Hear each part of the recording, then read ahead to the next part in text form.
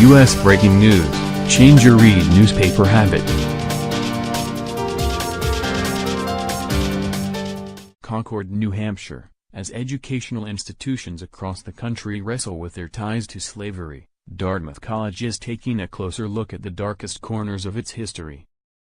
The college plans to launch what it calls a historical accountability project this summer, which aims to better understand how marginalized groups, including African Americans and other underrepresented students, have been treated since college was founded in 1769 by Eleazar Wheelock.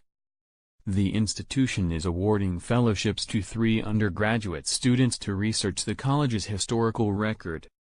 Another team of students is working with faculty to map the archives and figure out ways to incorporate Dartmouth's history into the college's curriculum. We want to dig into the past that we're not as proud of, but that shaped this place and created the culture that is still present, said Jay Satterfield, head of the Special Collections Library at Dartmouth. By confronting our past failings, we're better moving forward. The program drew inspiration from other institutions coming to terms with their past. Among the first to do so was Brown University, which exposed its past link to the transatlantic slave trade in a 2006 report.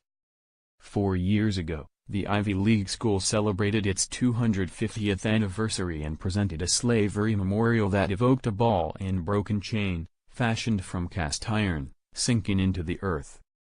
Dartmouth is approaching the same milestone next year, which was one of the inspirations for taking a closer look at the school's troubled history. Wheelock was a congregational minister from Lebanon, Connecticut.